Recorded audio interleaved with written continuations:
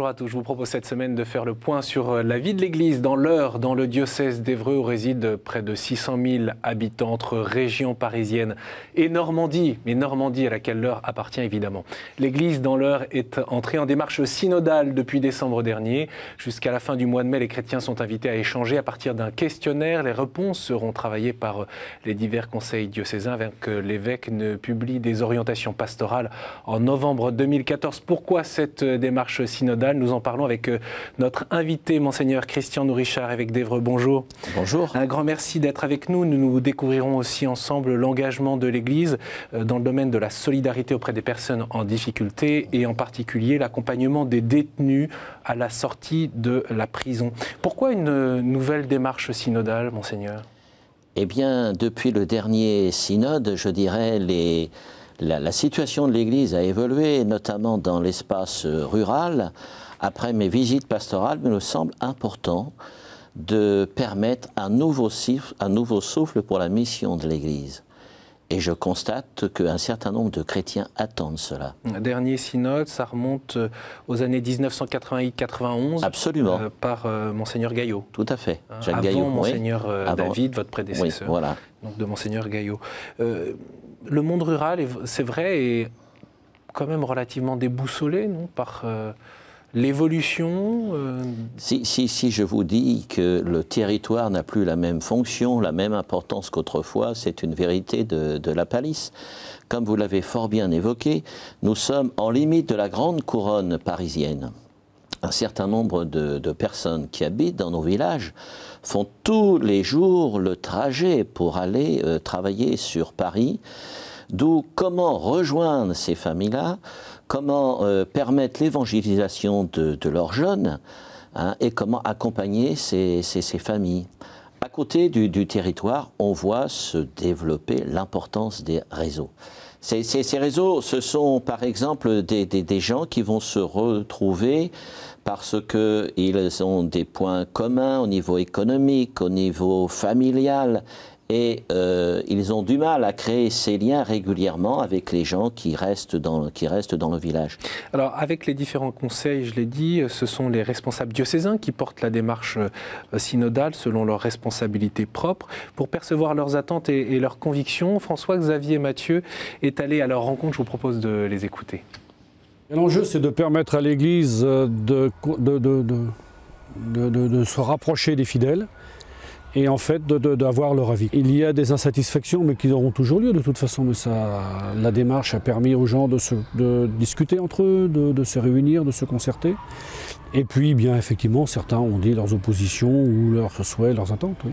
Aujourd'hui, je dirais que les jeunes ont une place, mais elle n'est pas suffisante, comme on ne laisse pas une place peut-être suffisante à d'autres catégories de gens.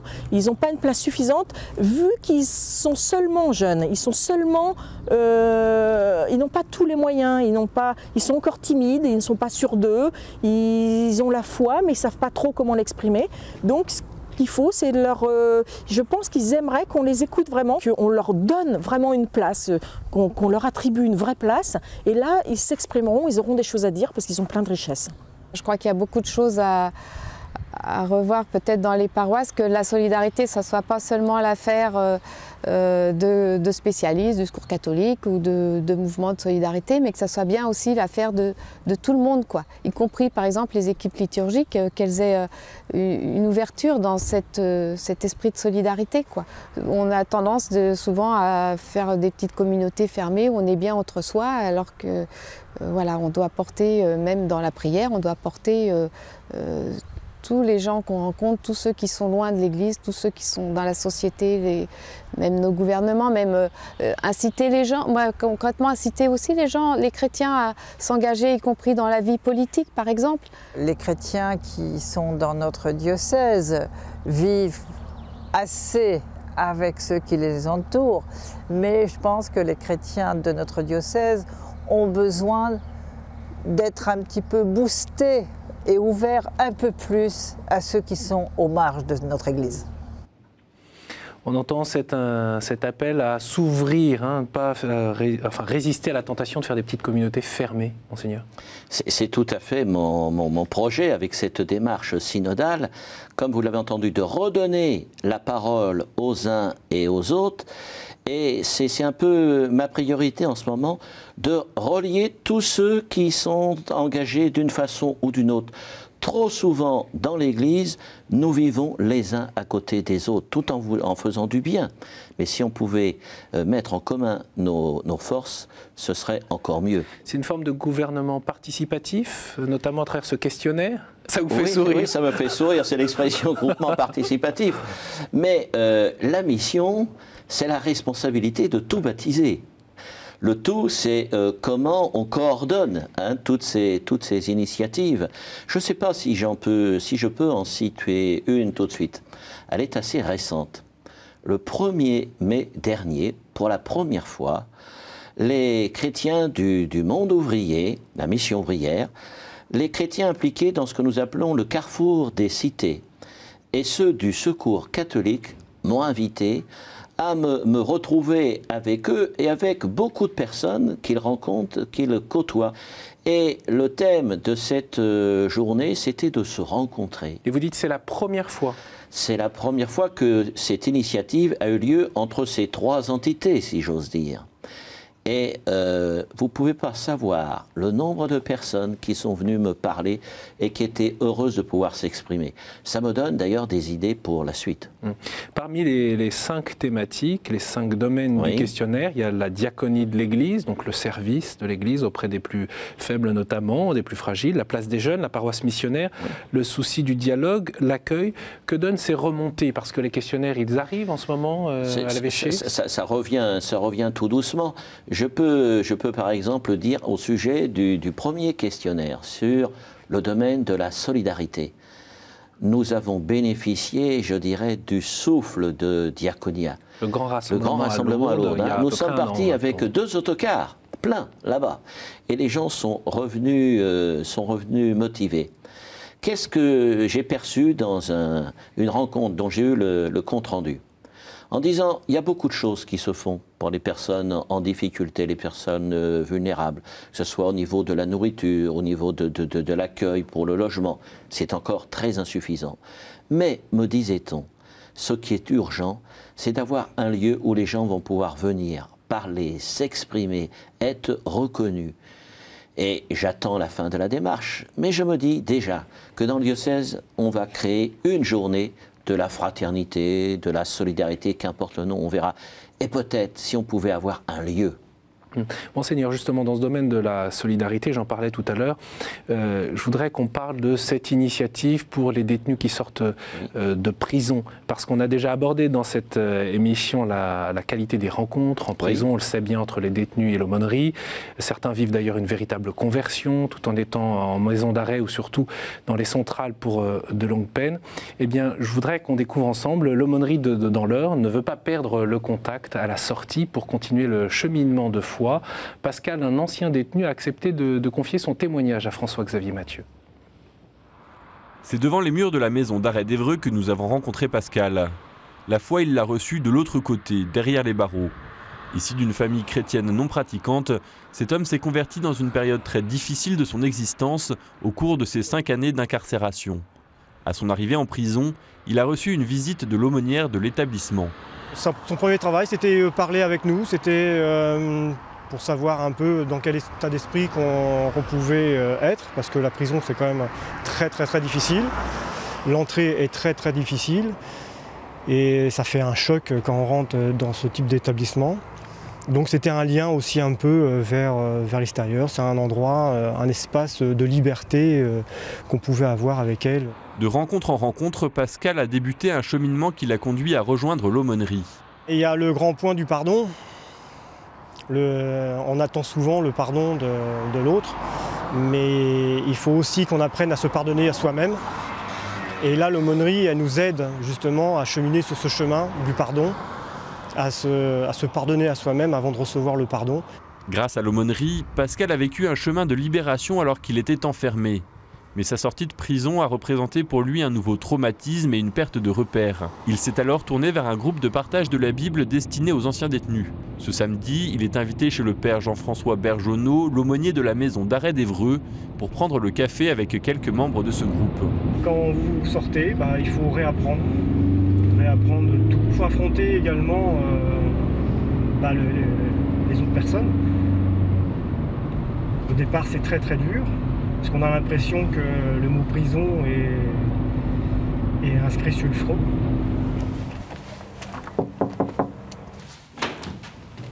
Salut Pascal. Salut Jean-François, ça va? Très bien, merci. Sois le bienvenu. Le père Jean-François accueille Pascal en toute simplicité. Ici, pas de jugement. Les membres de cette petite communauté d'anciens détenus amateurs de la Bible peuvent échanger librement sur leur parcours sans craindre le regard des autres. Un lien social essentiel pour survivre à la solitude et à la détresse qui surviennent souvent à la libération. 80% des sorties de la maison d'arrêt sont des sorties sèches. Ce sont les gens qui n'ont aucune structure qui puisse les accueillir, qui se retrouvent livrés à eux-mêmes, les structures qui peuvent leur permettre de se poser, de souffler, de déposer leurs bagages, et puis d'essayer d'envisager l'avenir, sont indispensables. Le problème aujourd'hui, c'est que quand on téléphone au 115, il est systématiquement saturé. Livrés à eux-mêmes, les anciens détenus peuvent facilement renouer avec leurs vieux démons. Un détenu que j'ai suivi pendant un certain temps à la maison d'arrêt, qui est sorti, il ne savait pas où aller, il a trouvé un copain qui lui a proposé de l'emmener. La première chose que ce copain a fait, c'est d'acheter de la drogue. Et le gars s'est retrouvé dans une sorte de groupe de gens qui consommaient de la drogue. Et il m'a appelé en me disant « Jean-François, si tu viens pas me chercher, je suis fichu ». C'est pour continuer ce compagnonnage et ce cheminement avec Dieu que le père Jean-François propose aux détenus de rejoindre le groupe de partage de la Bible à leur libération. On leur propose de prendre leur place dans une communauté chrétienne. Et puis, pour ceux qui souhaitent continuer leur chemin de foi, nous leur proposons régulièrement de se retrouver autour de l'Évangile, de la parole de Dieu. C'est cela que leur redit le Christ dans l'Évangile. Il n'arrête pas de dire « n'aie pas peur, aie confiance ». Comme Pascal, Jean-Marie a rencontré Dieu lors de son incarcération. À sa sortie, il a lui aussi rejoint le groupe de partage de la parole de Dieu. Il rend grâce pour tout ce que cela a changé dans sa vie dans une prière de sa composition. Je rends grâce tous les jours pour tout ce que tu me donnes, une famille de cœur présente dans cette église. Je suis heureux de vivre, de me donner pour les autres, de partager ta parole pour fortifier ma foi et apporter ta bonne nouvelle.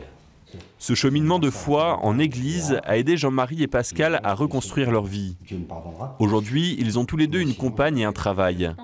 Les responsables du groupe de partage de la Bible veulent développer cette mission. Dans le cadre de la démarche synodale du diocèse d'Évreux, ils envisagent de proposer la constitution d'une équipe de soutien aux anciens détenus. Monseigneur, je vous voyais attentif là en écoutant les témoignages des uns et des autres. J'étais même ému en écoutant ces témoignages, et en particulier Pascal.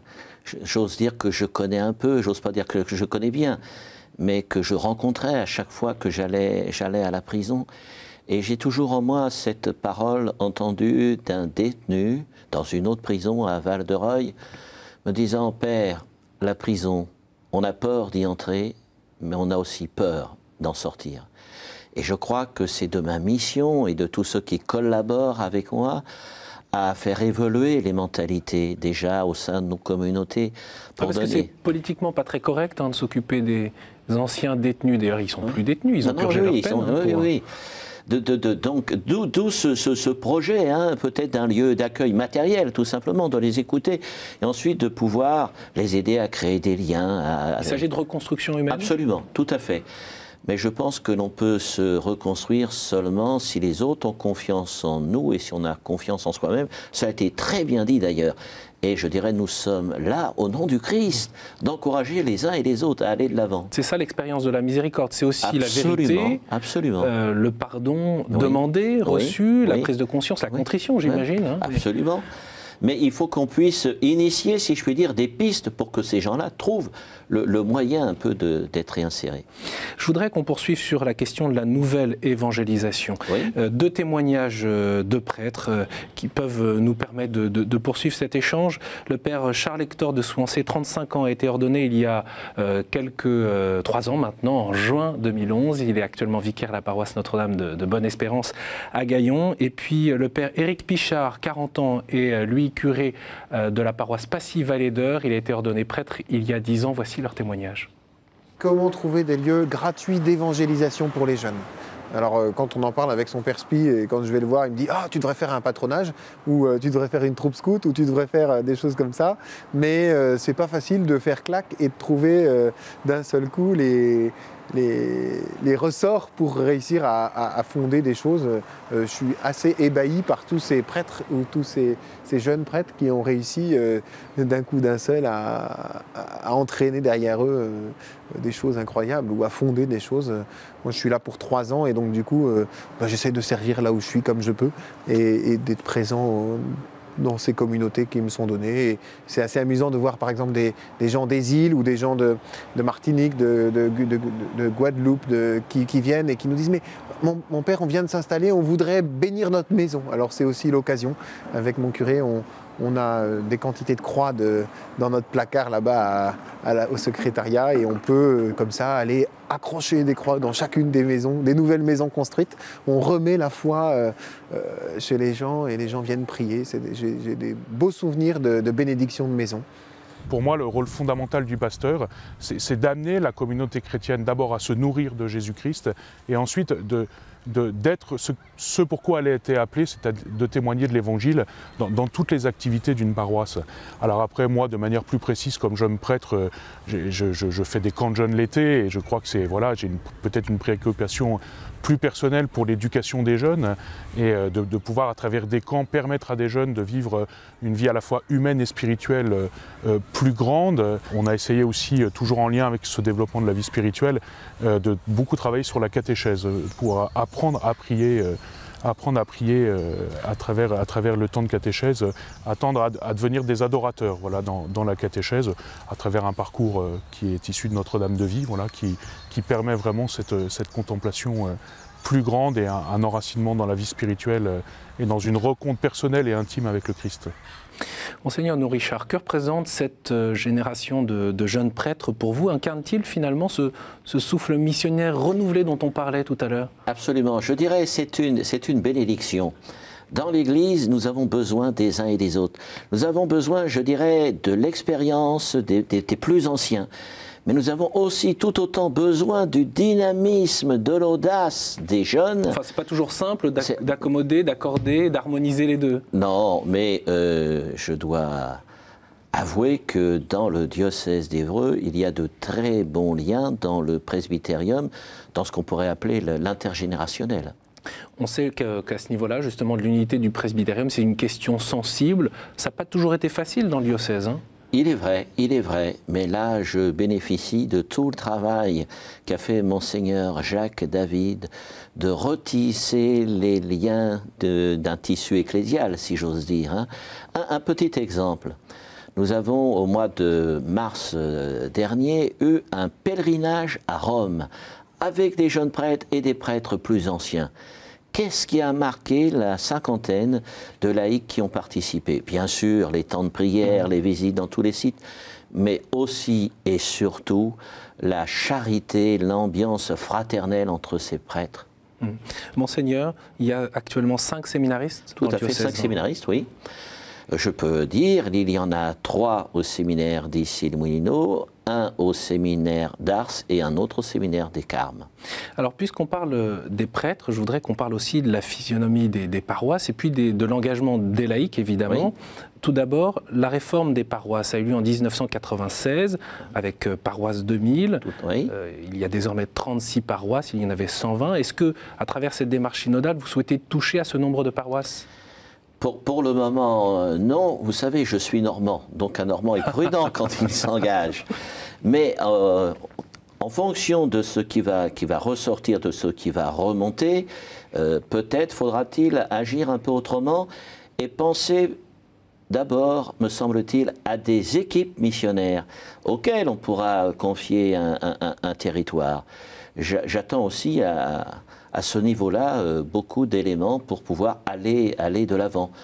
On ne vit plus dans sa commune, dans son village comme autrefois. Comment assurer, c'est ce que nous disions tout au début, cette proximité maintenant avec des gens qui vont et viennent. Et quand je dis ça, c'est positif dans mon esprit. Oui, mais il y avait des équipes d'animation pastorale et puis des équipes locales. Ça, c'était autour de cette réforme Paroisse 2000. Ça veut dire que ça ne fonctionne plus? Ça veut dire que parfois, nous avons des difficultés plus au niveau des équipes d'animation locales. Parce qu'on a du mal à trouver de nouvelles personnes. Et peut-être faut-il penser plus, on pourrait dire, à un correspondant, à un relais de plusieurs villages. Mais rassurez-vous, la collaboration prêtre, laïque est toujours d'actualité et le sera d'autant plus dans l'avenir. Oui, mais ce qu'on entend dans votre bouche à l'instant, c'est que au fond, il n'y a pas assez de laïcs pour prendre des responsabilités au niveau, dans ces équipes locales telles qu'elles avaient été instituées à l'époque. Absolument, il faut sans cesse relancer l'appel. Et je dois reconnaître qu'il y a eu beaucoup d'efforts au niveau de formation. Et il nous faut aussi aller dans ce sens-là. Si je puis me permettre, je voudrais évoquer quelque chose qui est essentiel. On a toutes les formations voulues. Dans ce que nous disions tout à l'heure sur la solidarité, j'ai entendu des gens me dire, oui, ça serait bien d'avoir un lieu d'accueil, d'écoute pour les personnes qui en ont besoin, mais aussi d'une formation à la solidarité. Ça me paraît important. Autre point aussi, une formation qui existe, qui est à amplifier à la vie spirituelle. On peut citer d'ailleurs que le Bec et Loin, c'est un des lieux importants, c'est cette abbaye bénédictine qui est sur votre territoire. Et qui est un poumon spirituel important. C'est un poumon spirituel important. Là encore, je fais écho à une visite pastorale où, au terme de la visite, j'avais souhaité que les curés, les membres précisément des équipes d'animation pastorale, de ces équipes d'animation locale, puissent se retrouver au Bec et Loin. C'était un samedi. Certaines personnes m'ont dit qu'elles étaient venues un peu en reculant encore une journée, et en plus, un samedi, une réunion de plus et un samedi. Et je peux vous dire qu'au terme de cette journée, là où les deux personnes qui avaient exprimé cela, m'ont dit qu'elles étaient enchantées et que ce serait à refaire. Je veux dire par là qu'il est important d'aider les gens à relire ce qu'ils font, et à relire ce qu'ils font à la lumière de la parole de Dieu. La démarche synodale, avant d'être une question de structure, c'est d'abord et avant tout, si je puis dire, une démarche spirituelle, où on se met à l'écoute de l'Esprit Saint, avec la parole de Dieu en main, si je puis dire, et dans l'autre main, si j'ose m'exprimer ainsi, la vie des hommes, des femmes de ce temps, et comment, ensemble, en Église, en dialoguant avec tous, eh bien, on est témoin, on annonce cette bonne nouvelle de Jésus-Christ qui est donnée pour tous. Oui, mais pas seulement en analysant ces pratiques et en regardant le rétroviseur dans le passé, non. En se posant la question de l'avenir. Oui, qu'est-ce qu'il faut? C'était un peu le point de départ, hein, les défis pour l'Église de l'heure d'annoncer, de témoigner l'Évangile dans le monde d'aujourd'hui et d'aller vers ceux qu'on ne connaît pas. Est-ce que la mission dépend, Monseigneur, du nombre? Parce que c'était cette question, les équipes locales dans les paroisses, vous dites, on a du mal à trouver des laïcs qui puissent assumer la responsabilité, qui puissent y accéder pendant plusieurs mandats et après. Mais est-ce que c'est une question et une affaire de nombre? Ce n'est pas une question de nombre, c'est une question, je dirais, de motivation, d'être vraiment enraciné, motivé, d'abord en vivant soi-même le mieux possible de Jésus-Christ et en le rayonnant. On donne envie à des gens de venir. C'est ce qu'exprime le pape François dans sa belle exhortation apostolique. Un dernier mot, Monseigneur, avant de nous quitter, sur le père Venceslas Munyesiaka. Il est rwandais. Oui. Les médias, fin avril, ont rappelé la procédure judiciaire actuellement en cours à son encontre. Il est accusé de complicité de génocide, condamné par un tribunal militaire dans son pays, mais dans l'attente de son procès en France, une affaire qui dure depuis 20 ans. C'est Monseigneur David, votre prédécesseur, qui avait rencontré le père Venceslas au Rwanda. Il est arrivé dans votre diocèse en 97. Évidemment, je fais un raccourci de ces 20 ans. Avant votre arrivée, est-ce que vous continuez à le soutenir aujourd'hui? Bien entendu, je dis et je répète que ce prêtre est d'abord et avant tout innocent. dans la mesure où la justice française ne s'est pas encore prononcée. Et je me vois mal, au nom de quoi, au nom de qui, pourrais-je, si je puis dire, le rejeter. Tous les témoignages qui ont fait qu'il est venu en France sont des témoignages positifs. Je sais qu'il y en a d'autres d'une nature différente. Quand on me parle du père Venceslas, là où il est, je n'en entends que du bien. Et c'est dans les mains du juge d'instruction. C'est dans les mains du juge d'instruction. Un procès attendu à l'horizon 2015. Oui, et l'évêque que je suis se fera un devoir de respecter la loi comme tout bon citoyen. Un dernier mot pour revenir à cette démarche synodale. Qu'est-ce que vous en attendez, vous, sachant que voilà, le processus de consultation, de réflexion est en cours et que en octobre prochain, normalement, si tout va bien, vous annoncerez des orientations pastorales? Oui, et bien que les uns et les autres puissent ressentir davantage la joie d'être chrétien, la joie de vivre l'Évangile dans le contexte qui est le nôtre. Les gens ont besoin d'espérance, et celui pour moi qui est source d'espérance, c'est le Christ. Merci beaucoup, Monseigneur Richard, d'avoir accepté notre invitation. Bien sûr, pour ceux qui veulent suivre l'actualité du diocèse d'Évreux, il y a notamment le site internet évreux.catholique.fr, et vous pouvez retrouver cette émission sur le site de KTO pour la revoir, réagir, poser vos questions, ou tout simplement eh bien, la partager sur les réseaux sociaux. Merci beaucoup pour votre fidélité, et à la semaine prochaine.